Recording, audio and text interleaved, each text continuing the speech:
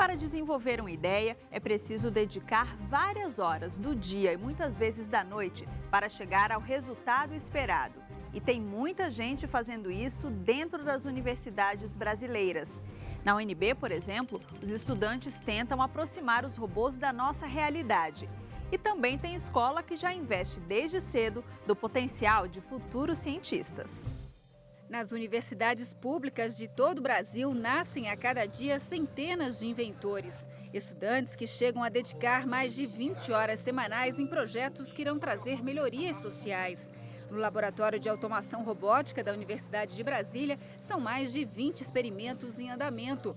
Cerca de 30% são financiados por empresas privadas e o restante utilizam recursos públicos, vindo de instituições como CNPq e FINEP. Este professor explica que o conhecimento produzido na universidade nem sempre pertence à instituição.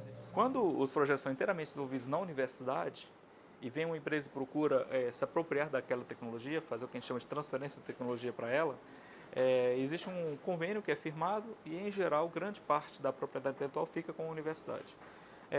Quando é o caso de demandas que vêm de empresas, antes a gente começar um projeto, a gente assina um termo de compromisso que já prevê os percentuais de participação dos resultados. Estes estudantes fazem parte de um grupo espalhado pelo mundo que tenta aproximar os robôs do nosso dia a dia.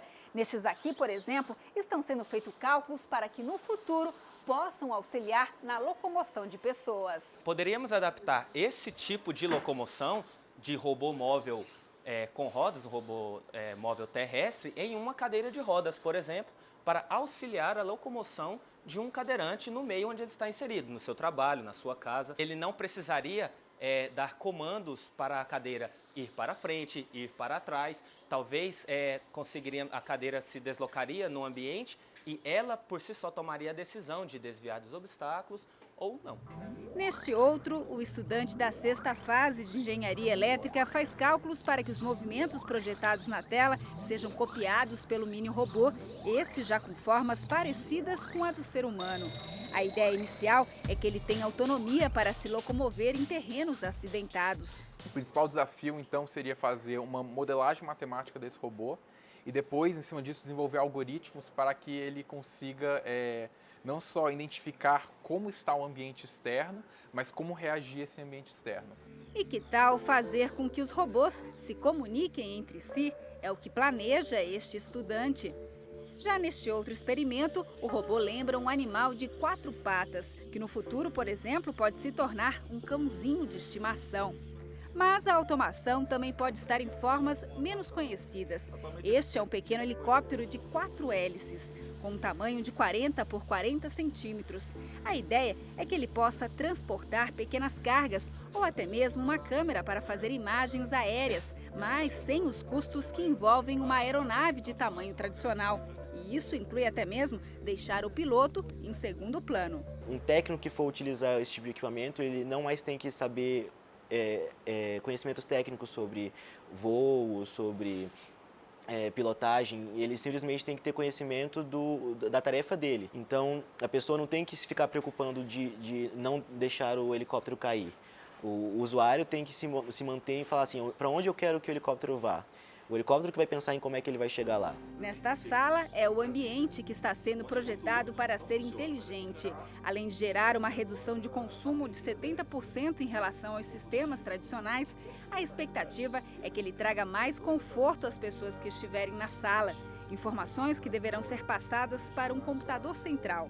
Este protótipo, que no futuro deverá ser bem menor, irá passar todas as informações como temperatura, umidade do ar e radiação térmica.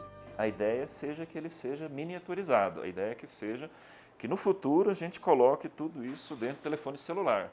Então cada pessoa tem um celular e quando ele está dentro desse ambiente, o ambiente percebe, existe uma pessoa nessa sala, ele liga o ar-condicionado e controla. A pessoa sai daqui e vai trabalhar no outro ambiente, ele desliga o ar aqui e já liga ali, sem que ninguém precise fazer isso.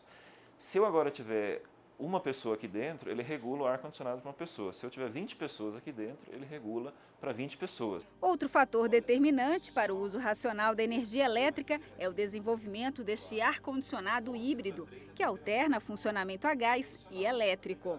O ar-condicionado híbrido consiste numa parte evaporativa, que está representada aqui, tem um reservatório d'água.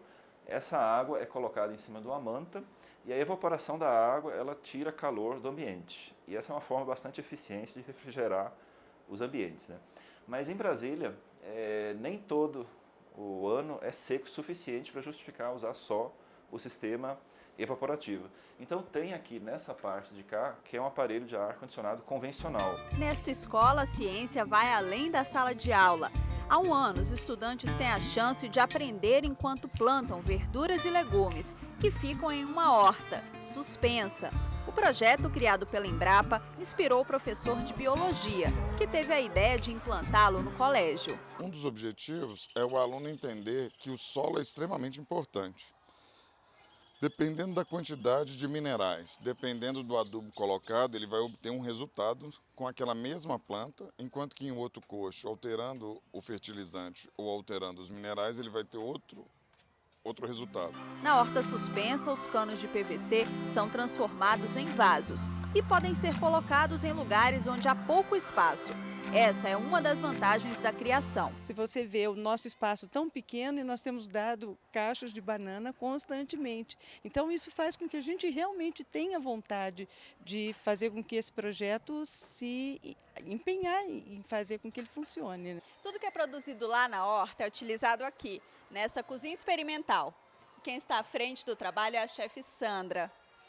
Sandra, olá, tudo bom? Tudo bem? Prazer. Como é que é esse trabalho de colher a comida lá na horta e utilizar aqui com os alunos? Qual é a diferença?